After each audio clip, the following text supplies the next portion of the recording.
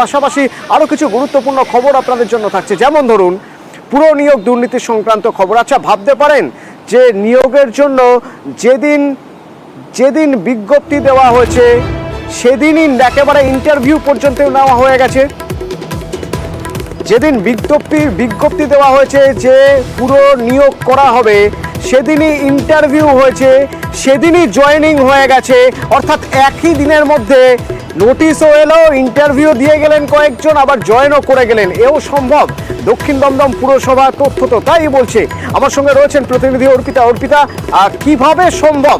এই নথি হাতে এলো কিভাবে? কি রয়েছে নথিতে?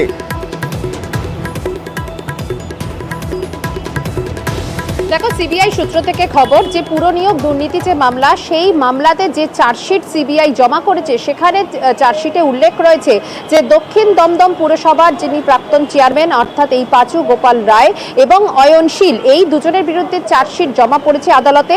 এবং এই পাঁচু গোপালের বিরুদ্ধে চাঞ্চল্যকর অভিযোগ এনেছে সিবিআই।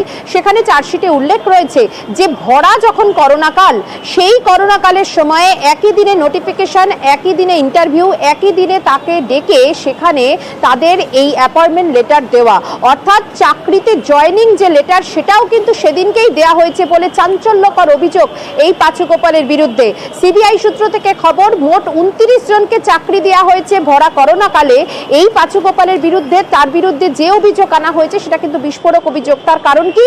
কারণ হলো যে যখন করোনাকাল তখন তো এমনিতেই সবকিছু বন্ধ ছিল, তাহলে সেই সময়তে কি করে একই দিনে নোটিফিকেশন বেরিয়ে একই দিনে তার চাকরি, জয়েনিং, ইন্টারভিউ সবই একই দিনে কি করে সম্ভব হলো?